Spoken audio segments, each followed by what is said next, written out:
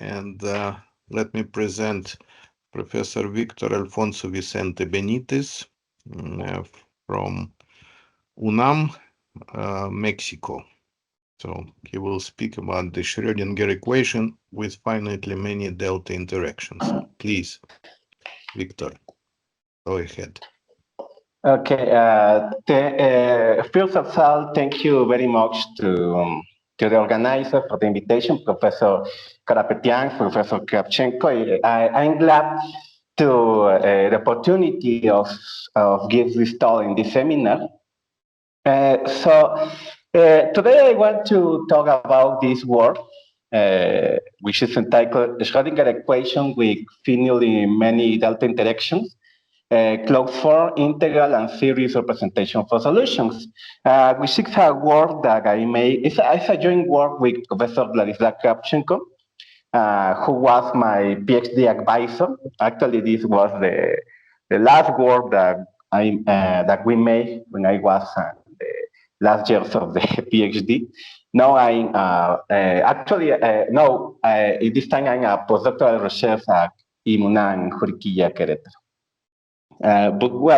In this talk, we consider the one-dimensional Schrödinger equation of this form when we have the equation with a potential Q, where the potential Q is a complex valued function which belongs to L2, and we have some point interactions given by this linear combination of delta Dirac functions. In this case, we use the standard notation for the Dirac delta function, and we consider the equation on a finite interval of this form.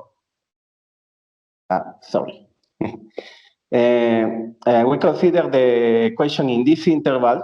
Lambda is the complex spectral parameter. So in this case, we consider the point interaction at this in some points of the interval x1 to xn, and with some coefficients, complex coefficients, alpha 1 to alpha n, that we call the point interaction of the equation. So Schrödinger equation with distributional coefficients supporting a set of measure zero naturally appear in various problems of mathematical physics and have been studied in a considerable number of publications and from different perspectives.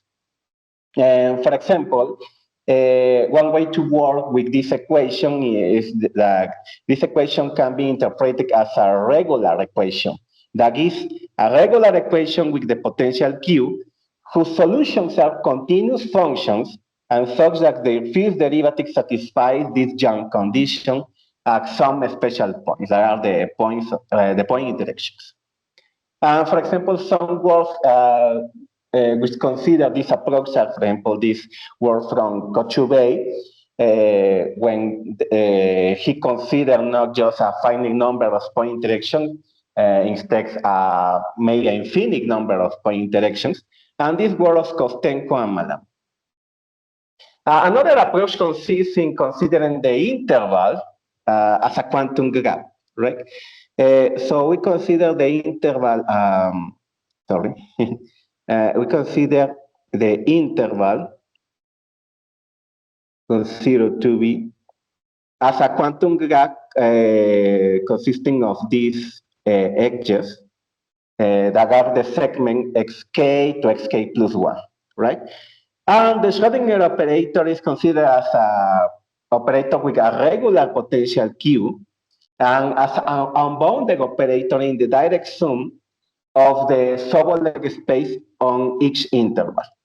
And the domain is given by the families of functions y1 to yk, which satisfy the continuity condition at the vertices, which are the points xk, and the Young condition at the derivative. Instead of have Kirchhoff condition, we have this condition that in some words is called the delta type condition.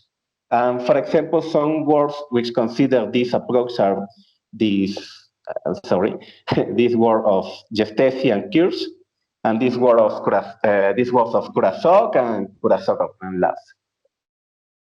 And yet another approach implies a regularization of the Schrödinger operator with the point directions. That is, finding a subdomain of the Hilbert space where the operator defines a function belonging in the Hilbert space L2.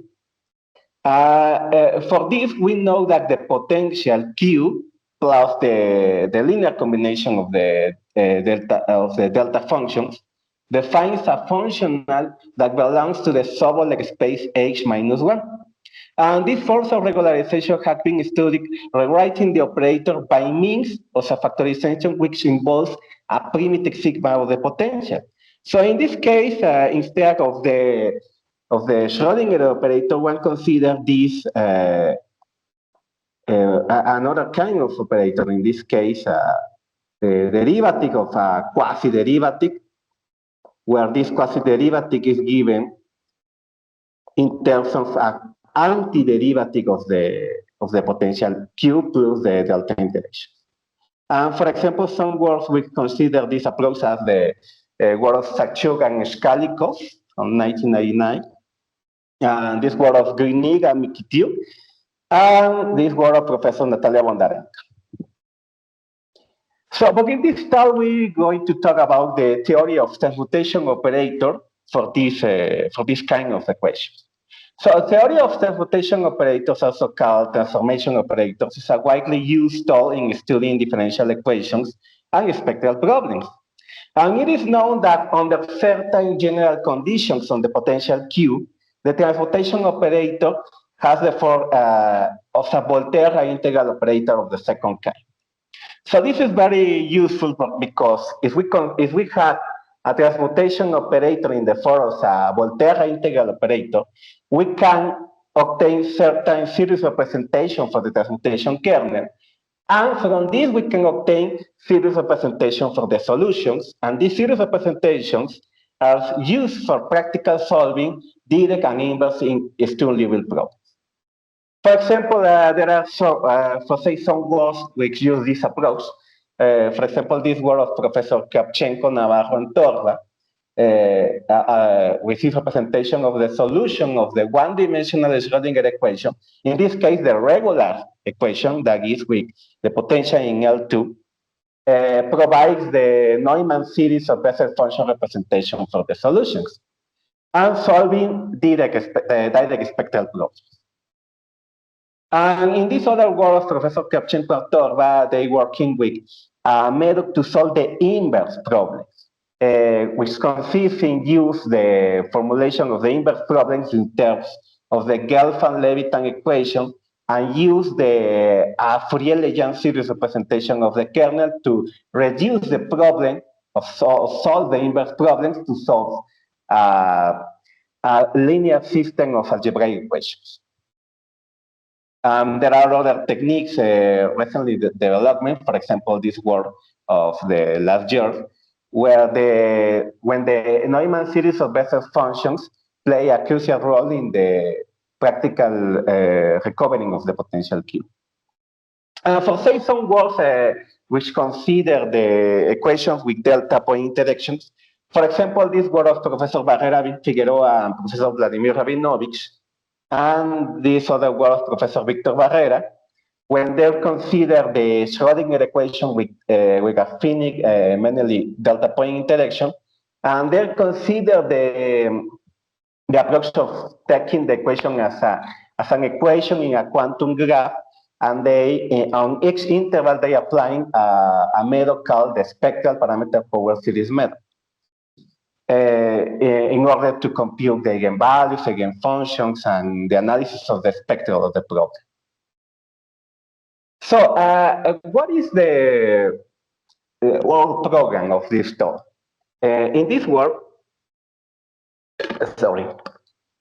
we consider the Schrödinger equation with delta point interactions.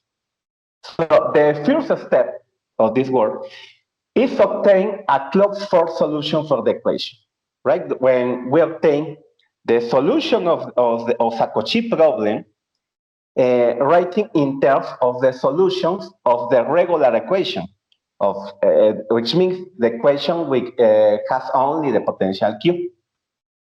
And when we obtain the closed form solution, we use the transmutation operators for the regular solution. I call the regular solutions means the solutions for the regular equation. So we use the transmutation operators for the regular solutions to obtain an explicit form of the transmutation operator for the equation with the delta interactions. So when we obtain the transmutation operator, we can obtain two representations for the solutions. The first representation is based on the SPPS method, spectral parameter power series method, which is a very important theoretical tool because from the spectral parameter power series method, we can obtain the image of the transmutation operator on a dense subset of, for example, in this case, we work with the space L2. And the image of the transmutation operator will be a complete system of solution that we call the formal power. And the other representation that we're going to obtain is the Neumann series of Bessel function representation. That, as I said before, NSBF representation is a very useful tool in solving direct spectral problems and inverse problems. So first, our first step is obtain a closed form solution for the equation, right? And well, in the talk we use the following notations. The first is this notation I sub n, that is the sec of the point interactions. The second is this notation Q delta for the purely distributional part of the potential. Well, we denote the regular Schrödinger operator by LQ. And by LQI, we denote the perturbed Schrödinger operator, which means the Schrödinger operator with the point interactions. And finally, we use the standard notation for test function, distributions. So in this case, we use this notation for the Sobolev space. And the notation H minus 1 means the dual space of H01. So first of all, we know as we have locally L2 function, this expression LU defines a distribution in D prime as follows. Well, the action of this distribution over a test function is given in this way. And in the sum in the right-hand side, we know that the function u must be well-defined at the point xk. So when we consider not just an L2 function, but a function in the Sobolev space H1, the distribution LU can be extended to a functional in H minus 1 as follows. So we recall that a distribution will be called L2 regular if there exists an L2 function such that its action over a test function is divided by this integral. And well, we recall first this proposition, which brings the characterizations over all the functions in L2 such that the distribution LU is L2 regular. So a function in L2 provides a L2 regular distribution if and only if we have this condition. First, we have that on each interval, xk plus 1, we have that the restriction to the function to this interval will be in this Sobolev space. This is the first condition. The second condition is that the function will be absolutely continuous in the wall interval. And the third condition is that the discontinuities of the derivatives at the point, say, k, will be by these jumps, right? The delta type conditions. So an L2 function satisfying these three conditions will be defined an L2 regular distribution of for this operator, right? So in this case, we're going to have that the action of LU will be given by L2U. And well, we're going to call the regularization, the L2 regularization domain of operator LQI will be denoted by D2 and will be the set of all functions in L2 satisfying these three conditions, right? So a function in L2 will be a solution of the Schrödinger equation if and only if belongs to the L2 regularization domain, and on each interval, the restriction will be a solution of the regular Schrödinger equation. So in what follows, we denote by rho the square root of lambda, and we're going to denote by f hat k the unique solution of this Cauchy problem. So in these intervals from 0 to b minus xk, we consider this regular Schrödinger equation with this translate potential and with these initial conditions, right? So if we translate the solution f rho to the point xk, we have to that in xk to b, this function will be a solution of this regular equation with this initial condition at the point xk, right? And well, we're going to use this notation for the Heaviside function. And for example, if we multiply this solution by the Heaviside function with the Young xk, we obtain that the action of the operator over this function is minus the delta distribution. So this is a this is a result that we can find, for example, in the well-known book of Vladimir. And we use the following notation, and we denote, I'm sorry, by I sub n the set of increasing finite subsequence, which has at least two elements which belong to the set. That is the same that if we consider all the subsets of this set 1 to n, so if we consider all the subsets which have at least two elements, and we consider the elements in increasing order, right? And given a sequence in this set, the length of the sequence is denoted by this way, and we define alpha sub j as the product of alpha j1 to alpha j sub the length of j, where these elements belongs to the sequence j. And finally, G sub a denotes the characteristic function of the interval minus a to a, with a positive. So we have our first theorem, which establishes the following. If we consider this Cauchy problem, in this case for the equation with the distributional potential, with the point interactions, with these initial conditions, hence the unique solution of this problem is given in this way, right? When we have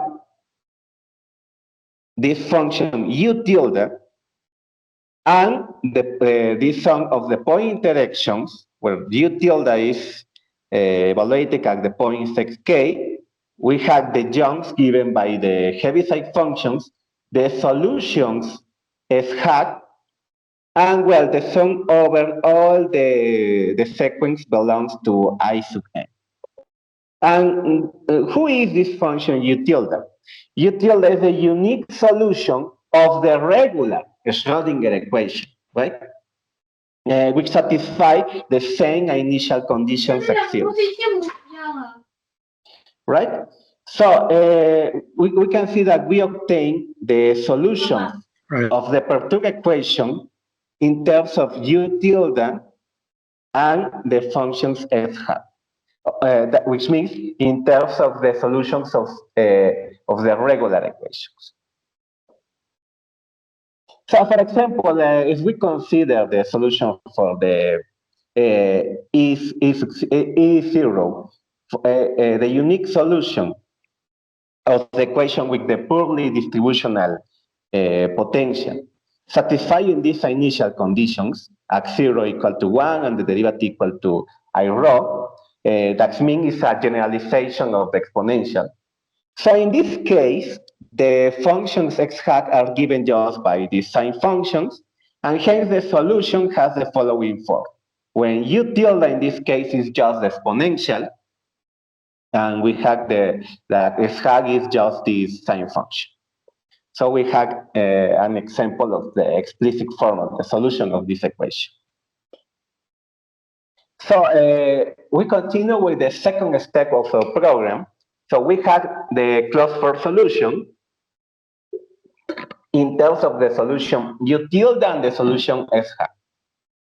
So given a complex number h, we denote by e tilde sub h the unique solution of the regular equation satisfying these conditions, right? X0 equal to 1 and the derivative equal to e rho plus h. So it is well known that for a regular equation, there exists a kernel k tilde defined in this set. I'm going to draw this set.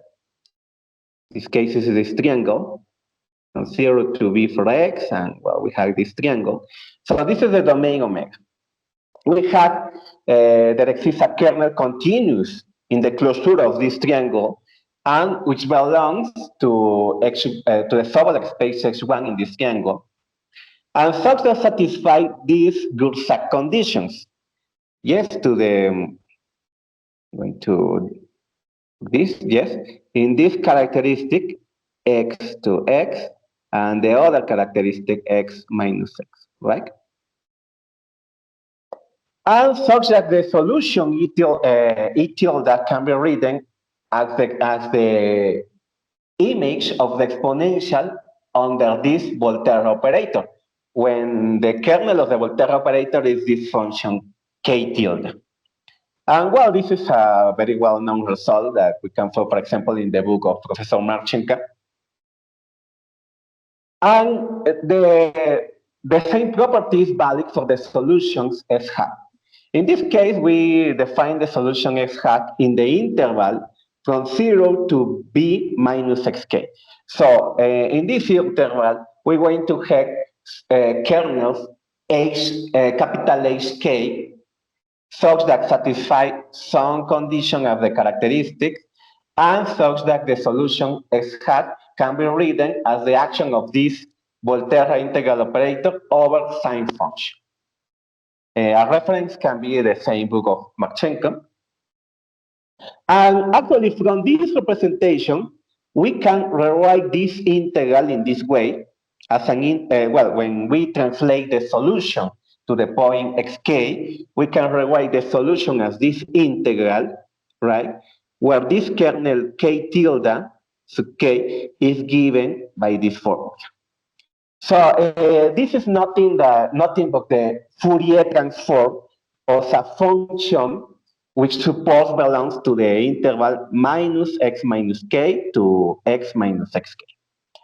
So this is a way to write the solution in terms of the Pauli-Wiener theorem, right? The same is true for this solution. In this case, the difference of this function is equal to the Fourier transform of a function which belongs to the L2 space with support to minus x to x. So we have these Pauli-Wiener representations, and we have the explicit form of the solution E tilde. The solution E tilde is given in terms of the regular. I'm sorry. We have the general expression of the solution EH, where this solution EH is the solution of the equation with the point interactions, with the same initial conditions. So the solution of the Perturb equation is given in terms of the solution E tilde and the solutions S hat.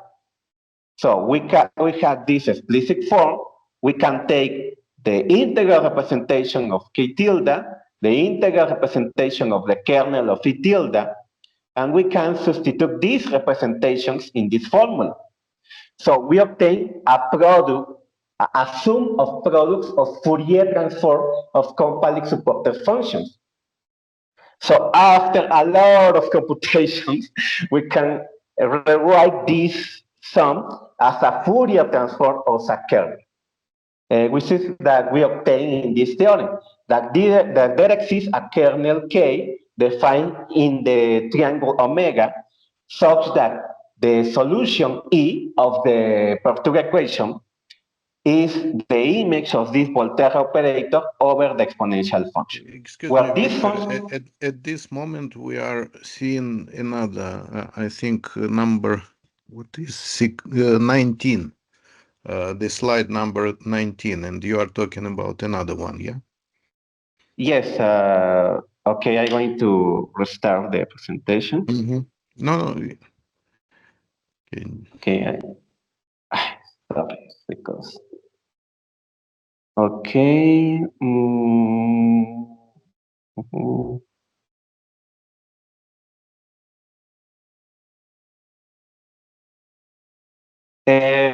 So now you can see the presentation at the page 18, yes. or no? Yes, Okay, yes. perfect. So now you can see the theorem, right? Yes. Okay. Okay, perfectly. I say that we can write the solution E in terms of this Voltaire second type Voltaire operator, where this kernel is a piecewise absolutely continuous in the variable t, when the variable t belongs in the interval to minus x to x, and satisfies that in the variable t the kernel belongs to L2 to minus x to x, which means that this kernel is the Fourier transform of the solution I minus the exponential. And furthermore, we can obtain that the kernel is essentially bounded in the triangle. So as I say that the procedure is take the integral representation, put all together in this formula using convolutions. So, well, this is the explicit form of the kernel, this beautiful thing that we can see here, when we had the kernel of the exponential and the kernel of the sine function, right? And this product means the convolution product. So this is the explicit form of the kernel, and we have this integral representation. Now, for example, if we consider the solution with just one point interaction, in this case, the solution E0 is given by this way. This is the explicit form. And we can rewrite the exponential, well, this part, the exponential multiplying by the sine function in this way. And we obtain that the solution E can be written in this way, where the kernel is given by this expression. If we consider an equation with two interactions, in this case, the explicit form of the solution is given by the part in color blue. And we can rewrite this expression to obtain that the transpotential kernel has this form. And a direct computation, direct but not easy, shows that this kernel can be written in this way. And for example, in the next figure, we can see some level curves of the kernel with these point interactions for some values of x. For example, if we consider these point interactions, we have some level curves of the transportation kernel. For example, for x equal to 0.5, we have this level curve. And for x equal to 0.95, we have this other level curve, right? So the integral transportation kernel satisfies some Goursat conditions. For example, at the characteristic x to x, we have that the kernel is given by these expressions, right? 1/2 of h plus the derivative of q, and this function sigma. And this function sigma is nothing but the antiderivative of the point interaction of the delta Dirac functions. In this case, we have the Heaviside function. And on the other characteristic, x minus x, we have that the value of the permutation kernel is just x half, right? So in the first characteristic, we have that 2 by the kernel to evaluated at x to x is a distributional antiderivative of the potential q plus q delta, all right? We generalize the results of the regular potential. In the case of a regular potential, which means q in L2, we have the same formula, and we obtain that this formula is valid for, in this case, for a potential with distributional, with this distributional part. And of course, we can consider the solutions C and S of the Perturb equation satisfying these initial conditions. In this case, C at 0 is equal to 1, and the derivative is equal to h, and s is equal to 0, and the derivative is equal to 1. The generalization of sine and cosine and sine functions. So we have that this solution can be written in terms of these Volterra operators, where the kernel G is just the even projection of the kernel K at the variable T, and the kernel S is the odd projection of the kernel at the variable T. So we complete the second step that was obtain the transmutation operator.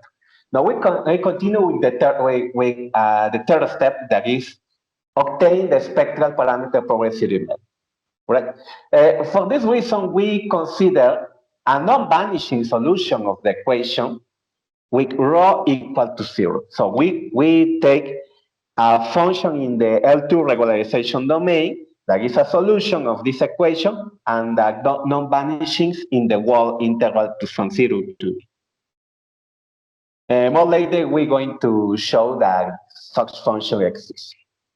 And following the standard procedures for the spectral parameter power series method, we define the following recursive integrals, in this way, in terms of the function f. And we define these functions phi sub f, k, in this way. And these functions will be called the formal powers associated to f. Yes? So we define an integration procedure, and we define this function, right? And as in the regular case, we can obtain the spectral parameter power series method for the equation with the point directions, which means that if we define this function u sub 0 and u sub 1 by this series, in this case, the first is series of even powers, and the second is a series of odd powers, we obtain that these functions belong to the L2 regularization domain, and these solutions are linearly independent and are solutions of the equation with the distributional potential, right? And satisfy these initial conditions. The solution u sub 0 at 0 is equal to f0, and the derivative is equal to f prime 0, and u sub 1 is equal to 0, and the derivative is equal to 1 over f sub 0. And it is result that this series converges absolutely and uniformly on the wall interval in the variable x. The series of the derivatives converges in L2, which means that the series converges in the space S1, and the series of the second derivatives converges on the space on each interval, right? And with respect to rho, the complex parameter, the series converges absolutely and uniformly on any compass subset of the complex or plane. Basically, the proof of the convergence consists in show these estimates, where n1 is a constant given in terms of the norm, the maximum norm of f and 1 over f, and show this relation for the derivative. In this case, the derivative of the formal power phi fk is given in terms of this function, the formal power, and the formal power associated to 1 over f. And the second derivative is given in this way. So we show, with these estimates, we show the absolutely and uniformly convergence of this series by using the Ballestra-Sem test. And using this relation, we can show the converse of the derivatives, right? But it is more interesting the following relation that the formal powers satisfy these conditions. From the relation for the second derivative, we can obtain that the perturb operator applying to the first two formal powers is equal to 0, and applying to the next formal powers, we obtain this recursive relation. And this recursive relation means that this system of function is an L base for the operator LQ. And well, about the existence of the non-vanishing solution, it is result that if we had two solutions of the, in this case, I'm going to write here the equation. In this case, the equation, this case is equal to 0. If we had two solutions for this equation, then there exists constant C1 and C2 such that the linear combination of this function does not vanish in the wall segment to 0, 2. And consequently, if we consider the equation with the purely distributional potential, we can obtain a pair of constants C1 and C2 such that this function is a non-vanishing solution for the equation with the purely distributional potential and for rho equal to 0.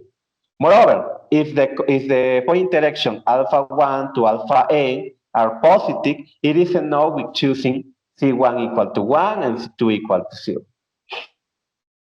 So from this solution, y0, we can construct another solution, f0 and f1, for the perturbed solution, for the equation with the potential q plus the delta interaction. So we define the following recursive integrals, which involves the solution y0 and the potential q, and we define this series, and it is the result that this series converges absolutely and uniformly on the wall interval. The derivative converges on the L2 space, and the second derivative converges on each interval. So we obtain that F0 and F1 belongs to L2 regularization domain and are a fundamental set of solutions of the equation with the potential Q, the point interactions, and rho equal to 0, satisfying these initial conditions. So by the previous theorem, there exist constants C1 and C2 such that this linear combination is a non-vanishing solution of this equation. So this F is the function that we need to the SPPS method. So we have the function F, a way to construct it. So when we obtain the spectral parameter power series, we can obtain a transmutation property for the operator, for the transmutation operator. So in this case, we suppose that the function f at 0 is equal to 1, and we denote by h the derivative of the function f at 0, the non-vanishing solution. And we denote by kf the transmutation kernel associated to h equal to f prime 0. And we define this operator with this kernel, the kernel associated to f. Sometimes this kernel is called the canonical transmutation kernel. Victor, I'm so, okay, now yes, I can see. Okay. 34. Okay, yes. perfect. So we know that since this operator is a Voltaire operator of the second kind, we obtain that this is a bounded operator from L2 to minus B2B to L2 to 0 to B.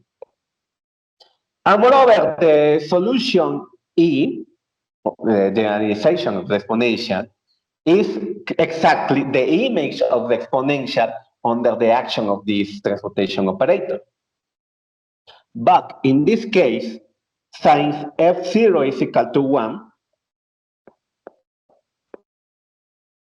in this case, we have that U0 at 0 is equal to 1, and U prime at 0 is equal to X prime 0. And U1 is equal to, at 0 is equal to 0, and U prime is equal to 1. So in this case, U0 is the solution C and U1 is the solution S. And since the exponential is just the linear combination of C and S, we obtain that the solution E can be written as this spectral parameter power series that is the generalization of the series of the exponential. And for example, if we consider the Taylor series of the exponential, we substitute this in this integral, and we compare both series, we obtain this transmutation property, right? That the transmutation operator TF satisfies this relation. The image of the power xk under the action of the transmutation operator is just the formal power. So this is very interesting that we can obtain the explicit image of the transmutation operator under a dense subset that is given by the polynomials. And since the formal powers are L2 base, by linearity we can get the following relation, which means that these functions are an L2 base. In this case, L applying to Fk is equal to K, well, minus K, K minus 1, and Phi of K minus 2. In this case, this is L applying to T, Xk equal to T applying to this, well, minus T applying to the second derivative of Sk. Right? And by linearity, we have that this relation is valid in the polynomial that we will denote by capital P. So this previous relation can be rewritten in this form. When we had that T applying to P can be written in this form when this operator, which appears here, is nothing but a Bragg inverse of the operator L. For example, if we call this operator Rf, then L applying to Rf is the identity, right? And so, and obviously this operator R is a bounded operator on L2, and we know that the operator T is bounded in L2, so we obtain a bounded expression for the operator T. And if we and since the operator involved are bounded, and since the space of polynomials is dense in the subholog space H2, we have the following result: that the operator T is a transmutation operator in the sense of del Sarte, which means that the image of the subholog space H2 under the action of the operator T belongs to the L2 regularization domain, and that this relation is valid for all function U in H2. And in particular, when U is a solution of this equation, hence TDU is a solution of the Schrödinger equation. And well, we continue with our last step, that is the Fourier-Legendre and Neumann series of Bessel functional expansion. In this case, we use this fact that the kernel in the variable t belongs to the space L2 to minus x to x, and hence it can mix a Fourier series in some orthonormal basis. In this case, we consider the Legendre polynomials. And we can write the kernel as a Fourier-Legendre series in this way, where the coefficients are given by this inner product.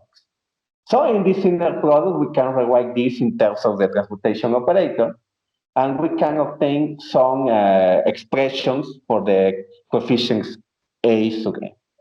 And for example, we consider again the kernel for the equation with just one delta interaction. And in this case, we have the explicit form of the kernel, and the Fourier-Legendre coefficients are given by these integrals. And for example, for the first coefficient is given in this way. And using some recursive formula for the Legendre polynomial, we can obtain the explicit form of the coefficients A sub n. And well, similar representation can be obtained for the cosine and sine kernel. In this case, the cosine kernel is the even projection we obtain the Fourier-Legendre series in terms of the even polynomials and the sign kernel in terms of the odd polynomials, where the coefficients are given by this formula. For example, the coefficients G sub n are twice the even coefficients of the kernel K. And as I said before, since these expressions involve the one part of the transmutation kernel, we can obtain this expression of the, I'm going to call this the Fourier-Legendre coefficients in terms of the formal powers. For example, if we write the Legendre polynomial with these coefficients and the even and odd polynomials in a similar way, we can obtain this expression for the coefficients a sub n and the cosine and sine coefficients.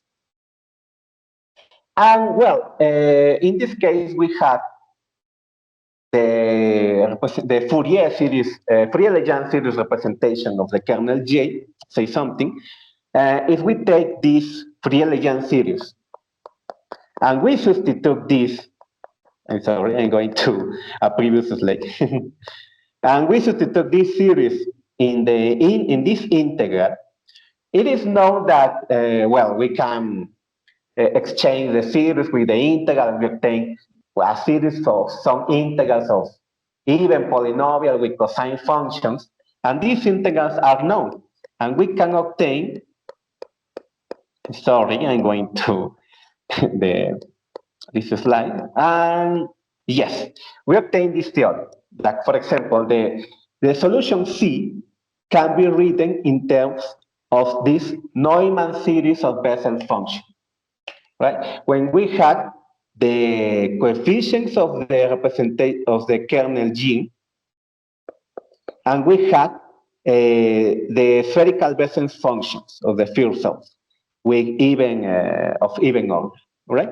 And in the case of the solution S, we had this series in terms of the Bessel functions of odd order. And well, the series converges pointwise with respect to the variable x and uniformly with respect to rho on any compact subset of the complex rho plane. Sorry.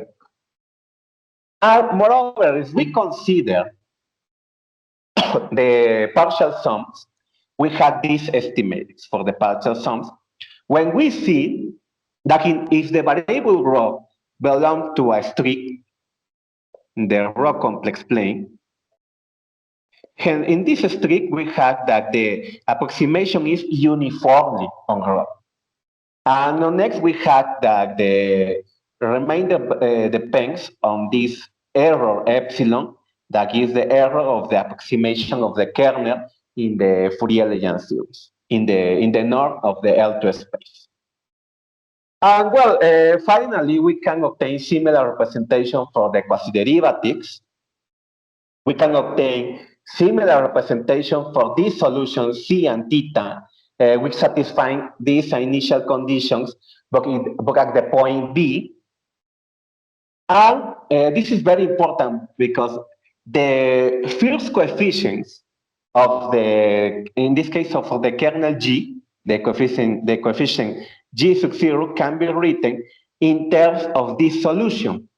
That is the solution C for rho equal to 0, and the coefficient x s naught can be written in terms of the solution S for rho equal to 0, right? So, which concerns to our work, in this case, this work is based on a paper with Professor Kravchenko. This was all the work that we made in this paper. But what next? What is important to obtain spectral parameter power series, to obtain Neumann series of Bessel functions? Well, we were interested in the applications of these techniques in the solution of direct and inverse spectral problems. For example, for the solution of direct spectral problems, for example, if we consider the Sturm-Liouville problem of the Perturb equation with the Dirichlet to Dirichlet conditions, the problem is reduced to compute the zeros of this characteristic function that can be written in terms of the Neumann series of the solution F. And well, for example, we can obtain a recursive integration procedure to compute the coefficients alpha sub n. And this procedure result that is similar to the used for the regular case, right? So the direct spectral problem is reduced to compute the zeros of this analytical function. And the other interest is the practical solution of inverse problems. So there is some approaches to consider the inverse problem for this equation. For example, one can be using a Gelfand-Levitan equation that is, we have eigenvalues, normalizing constant, and we need to recover the potential. For example, if we have, there are some works of Professor Grinig and Skalikov that working with a Gelfand-Levitan equation for some Schrödinger equations with a distributional potential. We can consider a Gelfand-Levitan equation. We can take the Fourier series, Fourier-Legendre series of the kernel, substituting the Gelfand-Levitan equation, and we can obtain an integral, we can obtain a linear system of algebraic equations where the unknowns are the Neumann series coefficients, alpha n, g sub n of x sub n. Or another approach can be, for example, if we consider a problem with two spectrums, for example, Dirichlet to Dirichlet and Dirichlet to Neumann spectrum. So it is possible to show, for example, in this case, in this work of Professor Kravchenko, that is a work for the regular equation, he considered a problem of this type, and it is shown that the problem can be reduced to solve a system of this form. When we have the solution X and the solution C, that is the solution with the initial condition at B, and this equation can be reduced to solve a system, or a linear system of algebraic equations, where the unknown are the coefficients of the Neumann series of the Bessel function of the solution S and C. And the important thing is that if we can recover, for example, I'll say something, if we can recover the, the coefficient G0, we have this relation, and we can obtain the solution C, and we can differentiate this on X interval to recover the potential. That is the technique that is used in the case of a regular potential. Yes, that is here, and the potential Q can be recovered from G sub 0 or A sub 0 on each interval, right? And moreover, we have that the antiderivative of the potential with the distributional part can be recovered from F, that is G sub 0 plus 1, by this relation. So we have this scheme that is, we have the inverse problem. The idea is to reduce to a linear system of algebraic equations where the unknowns are the Neumann series of Bessel function coefficients. From this linear system, we recover G sub 0 or S sub 0. And from this coefficient, we recover Q and C. But well, this is work in progress. We continue working with this. And well, the result of this talk can be found in this article with Professor Kravchenko. And well, finally, I'm Mexican. I'm from the state of Oaxaca. In Oaxaca, we talk in Dijasa, Zapoteco. And as we say in Zapoteco, Skishi pelatu. Thank you for your attention. Spasiba большое. Thank you very much, Victor, for the very interesting talk. And now it's time for questions.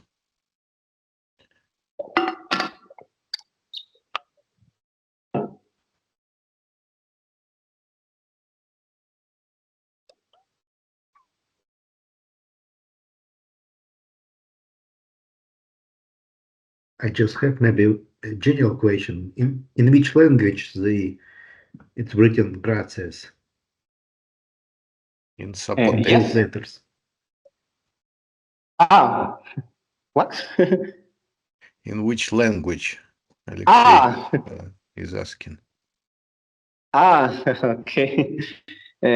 What happened with your language? Okay.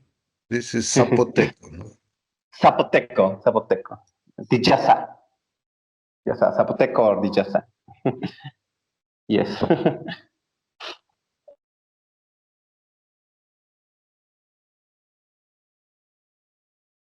Okay, other questions, please.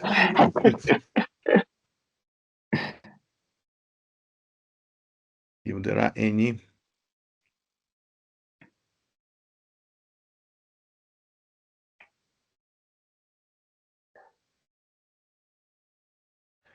Well, well, there are no questions, maybe it's because or everything is clear or nothing is clear.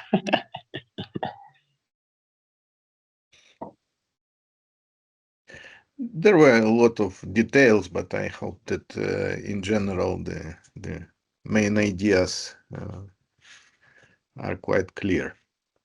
Thank you. It was very detailed talk. Okay. Thank you.